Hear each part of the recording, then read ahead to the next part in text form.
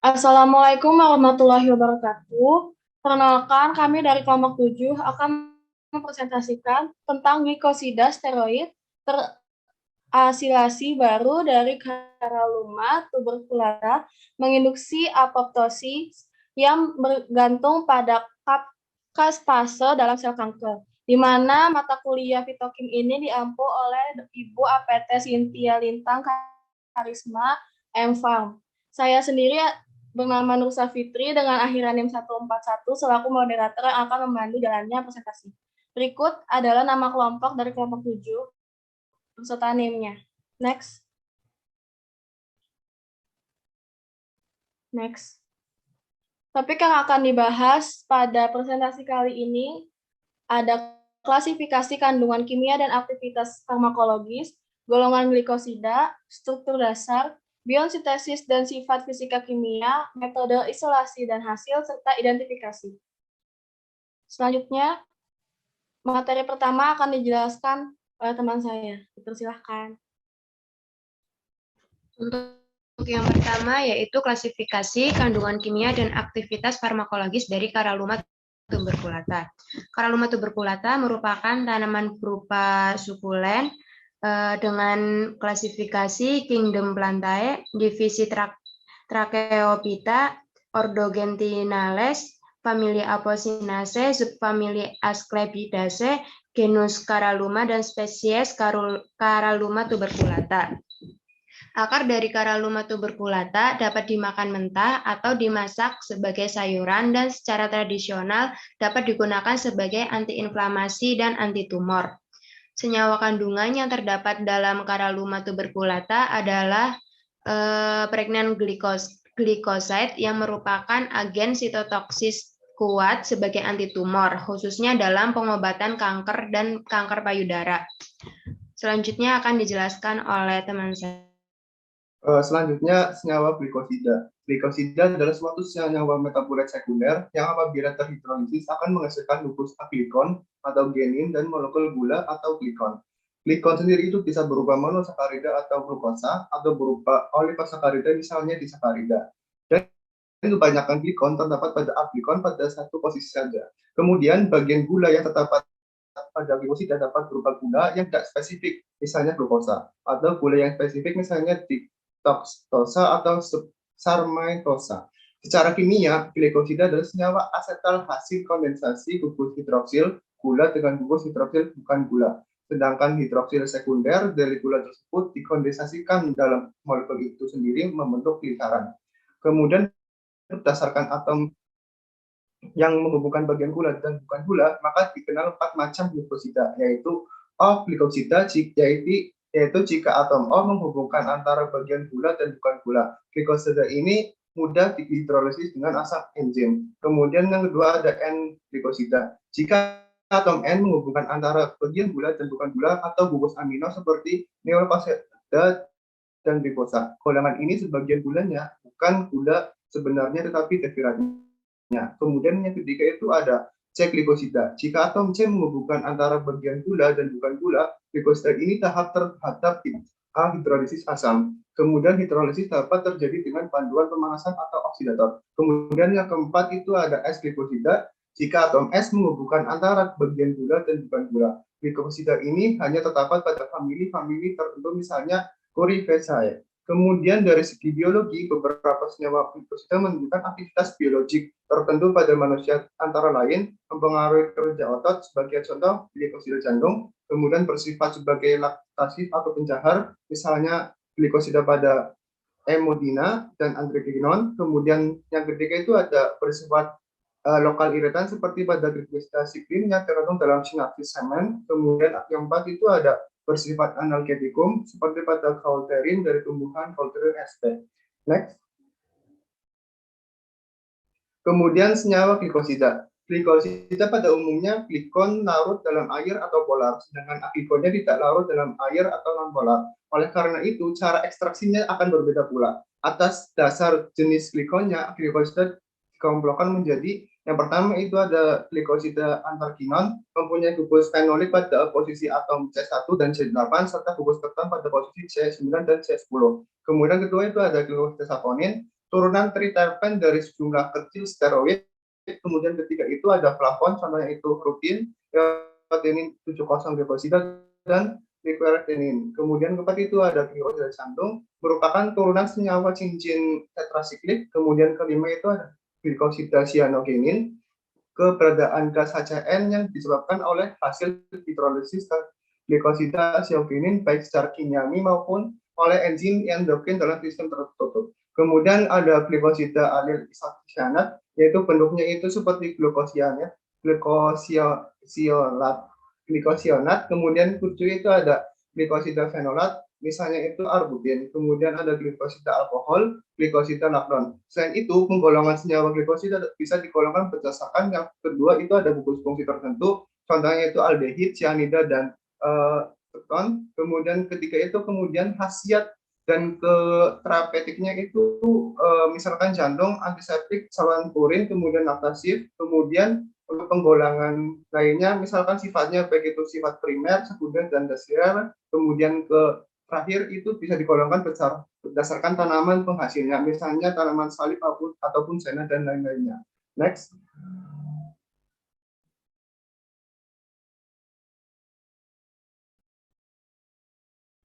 Next.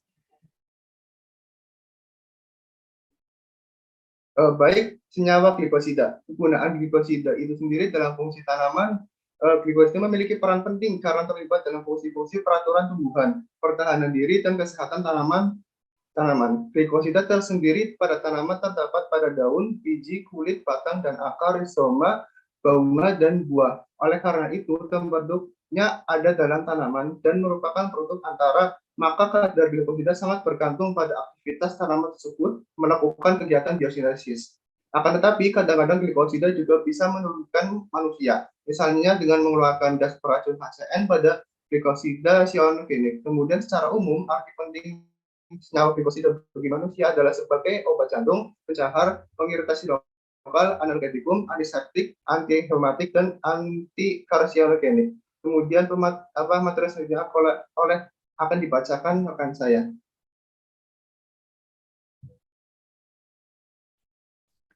Baik, selanjutnya yaitu struktur dasar dari senyawa glikosida. Sudah diketahui bahwa pengertian glikosida itu merupakan senyawa yang terdiri atas gula atau glikon, dan bukan gula atau aglikon.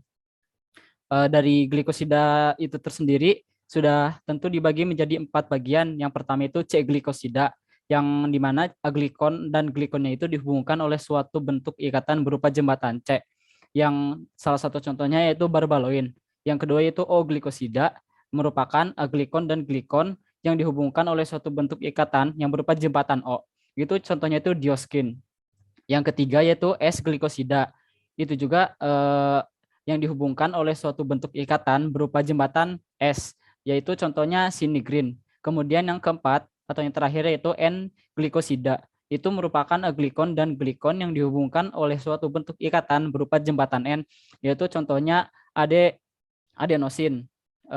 Bisa dilihat sendiri dari gambar struktur yang di kanan itu terdapat 2 senyawa, yang dimana itu tuh merupakan struktur glikosida hamil dan androstan dari Caralluma tuberculata. Jadi maksud dari gambar struktur yang di samping itu dapat dijelaskan bahwa gambar itu tuh termasuk ke dalam glikosida O-glikosida, karena glikon dan aglikon pada kedua senyawa tersebut memiliki kemiripan, di mana senyawa glikon dan aglikonnya terdapat ikatan yang berupa jembatan O. Maka dari itu dapat disimpulkan bahwa kedua senyawa di atas termasuk ke dalam struktur senyawa glikosida dan masuk ke dalam contoh glikosida dioskin.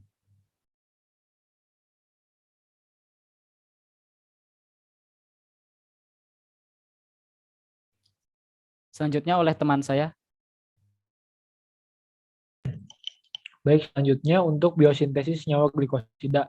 Bisa kita lihat di gambar skema berikut ini bahwa ini merupakan skema biosintesis senyawa glikosida, di mana pada prinsipnya senyawa biosintesis ini yaitu pengubahan asam asetat menjadi asam mevalonat dan skualen menjadi lanosterol dan sikloarterol. Nah, di mana pada gambar yang pertama itu merupakan perubahan asam asetat menjadi asam mevalonat. di mana di situ terdapat bantuan asetil koenzim A, kemudian terdapat juga asam piruvat. Itu untuk gambar yang pertama. Kemudian untuk gambar yang kedua adalah skema asam mevalonat menjadi IPP dan DMAPP, di mana pada gambar yang atas itu terjadi reaksi asam mevalonat menjadi IPP atau DMAPP. Nah, bisa kita lihat pada dua gambar berikut ini. Ini merupakan biosintesis senyawa glikosida. Nah, kemudian next.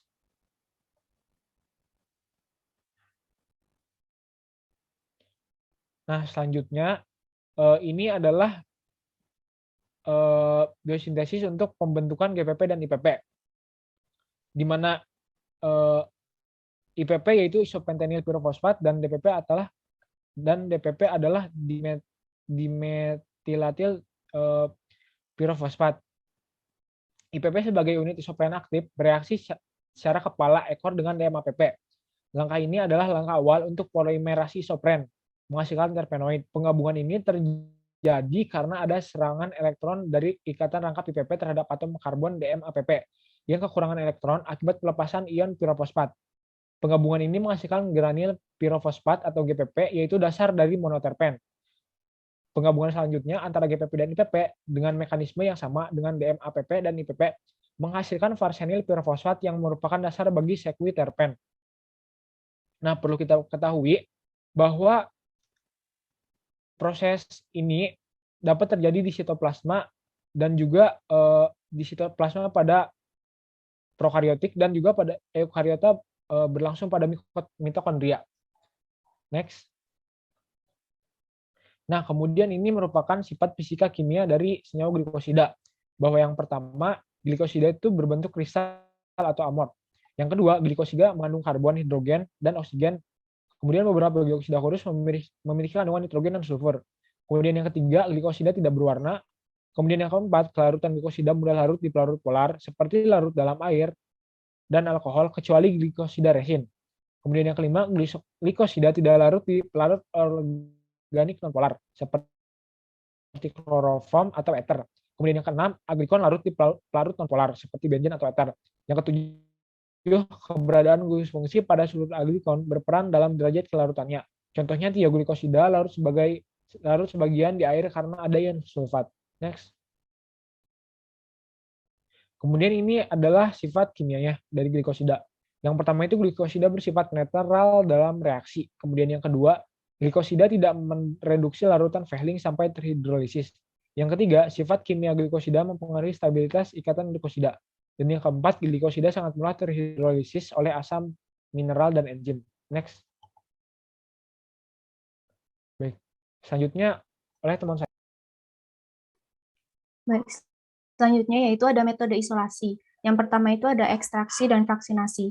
Jadi prosesnya itu tanaman segarnya itu dikering anginkan, lalu diserbuk, dimaserasi dengan etanol pada suhu kamar selama 7 hari. Lalu ekstraknya disaring dengan vakum dan diuapkan di bawah tekanan pada suhu 40 derajat Celcius. Ekstrak pekatnya nanti didispersikan ke dalam air, lalu dipartisi menjadi 4 fraksi organik, dimulai dengan heksana, kloroform, etil asetat, dan air. Lalu terakhir ada fraksi metanol, dipisahkan dari residu yang tidak larut setelah menguapkan bagian air yang tersisa. Selanjutnya itu ada isolasi senyawa. Fraksi etil asetat dimuat pada silika gel 60 yang nanti akan dielusi dengan menggunakan CHCl dengan menggunakan kromatografi kolom yang dikemas dalam kloroform. Elusinya itu nanti bertahap dilakukan dengan menggunakan pelarut klorom dengan metanol. Lalu fraksinya itu dikumpulkan dan dikonsentrasikan. KLT dilakukan untuk semua fraksi yang dielusi dan divisualisasikan di bawah sinar UV 254. Fraksi yang memiliki nilai RF yang serupa digabungkan. Fraksi dikromatografi pada kolom silika gel dan dielusi dengan etil asetat dan metanol. Kromatografi lapis tipis dilakukan pada silika gel 60 F254 yang dilapiskan ke dalam lempeng aluminium dengan ketebalan 0,2 mm. kromatografinya itu nanti adsorpsi berulang dari fraksi 18 menghasilkan 3 subfraksi. Next.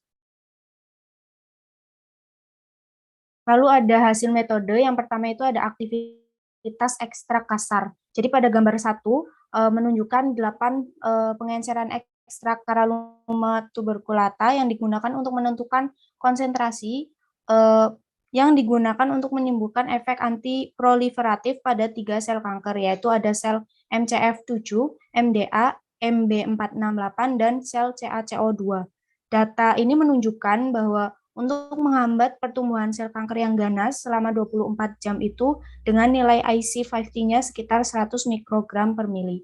Lalu aktivitas fraksi organik. Di gambar 2 ini menjelaskan tentang fraksi etanol yang memiliki efek maksimum pada sel kanker karena bisa menghambat pertumbuhan sekitar 94% pada sel MCF7 dan sekitar 96% pada sel CaCO2. Sedangkan pada sel MDA MB468 semua fraksinya itu masih kurang sensitif. Walaupun data menunjukkan aktivitas yang paling baik itu pada fraksi etil asetat. Next. Selanjutnya ada karakterisasi. Senyawa 1 itu diisolasi sebagai hasil akhirnya yaitu putih kekuningan dengan amov bubuk dan diidentifikasi oleh data MS, GCMS, IR, dan NMR sebagai glikosida pregnan terasilasi dengan rumus molekul C48H72O20 yang menghambat pertumbuhan sel dengan nilai IC50 sebagai berikut. Menggunakan uji NRU setelah 48 jam. Sel MCF7 yaitu sekitar 6,25 sampai 12,5 mikromili, sel MDA MB468 sekitar 25 sampai 50 mikromili, CaCO2 sekitar 1,56 sampai 3,12 mikromili. Senyawa 2 juga diisolasi sebagai warna putih kehijauan muda, bubuk amorf, dan diidentifikasi sebagai androstan terasilasi glikosida dengan rumus molekul C68H106O26 seperti yang disimpulkan dari uji yang telah dilakukan yang menunjukkan data positif. Senyawa 2 menghambat pertumbuhan sel dengan nilai IC50 berikut menggunakan uji NRU setelah 48 jam. Sel MCF7 sekitar 3,12 sampai 6,25 mikromili, sel MDA MD468 sekitar 25 sampai 50 mikromili, sel CaCO2 sekitar 3,12 sampai 6,25 mikromili. Senyawa 1 yaitu glikosida pregnan dan senyawa 2 yaitu glikosida androstan selanjutnya diuji pada sel MCF7, MDA MB468 dan sel CaCO2. Kedua senyawanya ini ditambahkan dalam rentang konsentrasi 0,78 sampai 100 mikromili selama inkubasi 24 atau 48 jam. Dan penghambatan pertumbuhannya itu diukur dengan menggunakan tes MTT dan NRU. 3 kontrol positifnya itu digunakan yaitu acetomisin D sebagai inhibitor sintesis protein, tamoxifen sebagai antagonis reseptor estrogen, dan anastrozol sebagai penghambat aromatase.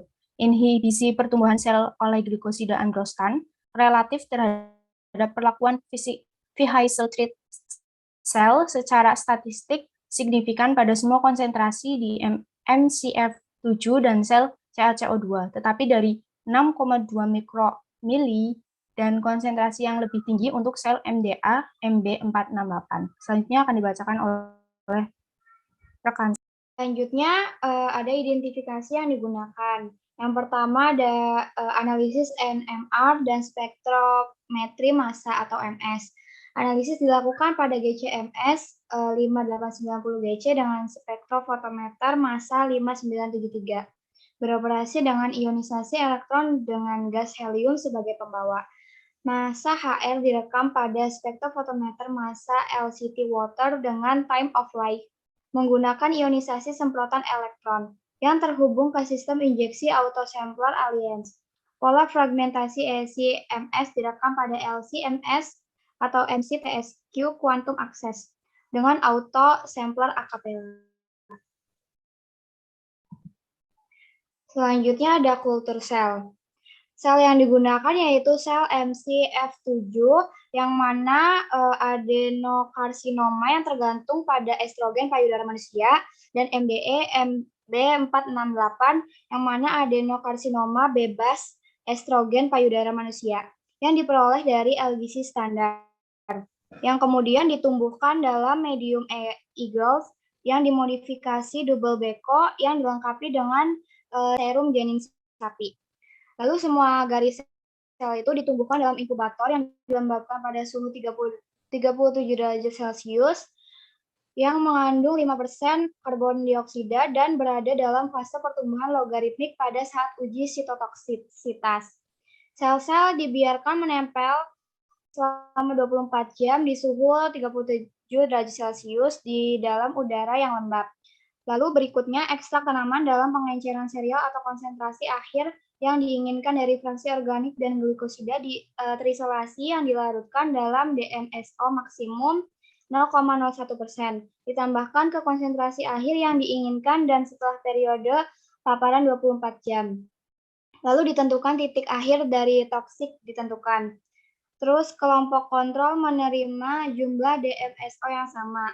Actionomycin, tamoxifen, dan anastrozol digunakan sebagai kontrol positif dalam 200 mikromili media sebagai konsentrasi akhir di sumur. Next.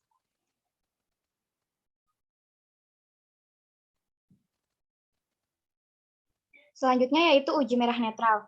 Uji merah netral ini merupakan metode pengukuran penghambatan pertumbuhan sel merah netral dengan pewarna vital yang diambil oleh sel dan tergabung dalam lisosom. Sel-sel mati atau rusak dan menyerap pewarna. Uji serapan merah netral dilakukan dengan menghilangkan media. Setelah sel dosis dan 200 mikromili larutan merah netral 40 gram per mili ditambahkan ke sumur termasuk bangkol yang hanya berisi media. Lalu selanjutnya ada uji MPT. Metode uji ini merupakan pertumbuhan sel kanker yang diukur dengan kemampuan enzim sukinat dehidrogenase mitokondria dalam sel hidup untuk mereduksi zat warna kuning yang menjadi formazam produk biru yang tidak larut. Lalu setelah periode paparan obat selama 24 jam, sel dicuci 2 kali, lalu ditambahkan 10 mikromili reagen, lalu plat dikembalikan ke inkubator selama 4 jam. Selanjutnya sel dicuci 2 kali dengan PBS, lalu ditambahkan sebagai pelarut untuk melarutkan produk kristal formazan yang tidak larut. Efek obat kuantifikasi sebagai presentasi kontrol absorpsi pewarna tereduksi pada 550 nanometer. Next. Selanjutnya ada identifikasi perubahan sitomorfologi atau pewarnaan DAPI yang digunakan untuk menilai perubahan morfologi dalam inti sel yang dirawat. Sel tetap divisualisasikan menggunakan mikroskop fluoresensi konfokal. Sel diunggulkan di sumur dalam 500 mikromili DEMM pada kaca penutup kaca yang disterilkan dalam 12 plat sumur selama 24 jam. Lalu ketiga garis sel diperlakukan dengan kontrol negatif dan kontrol positif bersama dengan glikosida pregnan dan adrostan sesuai dengan nilai IC50 spesifik untuk garis sel tertentu. Lalu diinkubasi di bawah kondisi yang disebut di atas selama 24 jam. Lalu sel-sel tersebut diseimbangkan dengan PBS, difiksasi dengan paraformaldehid 4% selama 15 menit. Lalu ditembus dengan metanol selama 5 menit dan dipasang dalam media yang mengandung DAPI. Lalu sel tetap divisualisasikan menggunakan mikroskop fluoresensi konfokal. Lalu selanjutnya yang terakhir ada deteksi poly-ADP ribosa polimerisasi oleh Western blot. Sel monolayer kanker diinkubasi selama 24 jam dalam media setelah dosis sel dengan kontrol positif bersama dengan glikosida pregnan dan adrenostan sesuai inkubasi. Lalu sel-sel dilisiskan dan direbus selama 5 menit. Lalu protein lisat diselesaikan secara elektroforesis setelah pemblokiran membran dengan trisbuferet salin twin 20 yang mengandung 5% susu krim kering selama 1 jam pada suhu kamar, lalu diinkubasi dengan 10 PRP kelinci antibodi primer dalam 1% susu dalam TBS selama semalam pada suhu 4 derajat.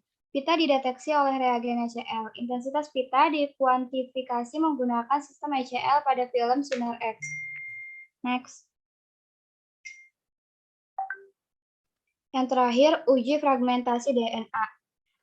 Uji ini dilakukan dengan menggunakan prosedur dari Wu, DKK, dan Gilbert dengan beberapa modifikasi. Ketiga sel kanker dan 2 sel normal dikultur dengan kepadatan 5 mikromili 105 per lubang dengan ada atau tidaknya glikosida, pregnen, dan adrenosan menurut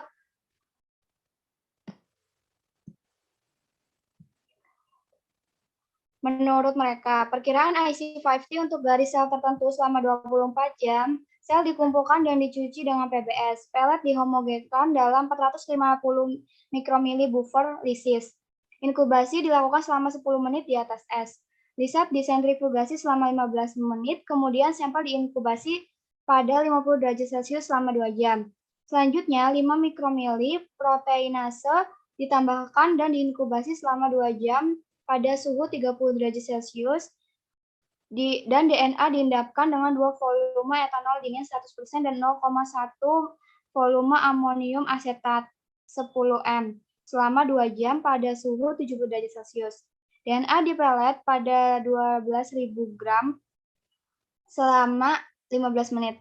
Pelet DNA dilarutkan dalam 30 mikromili TL buffer pada suhu 30 derajat Celcius dan dianalisis dengan elektroforesis. DNA yang diisolasi disuntikan ke dalam sumur yang terbentuk setelah pemadatan dimulai dengan penanda molekuler ampicillin.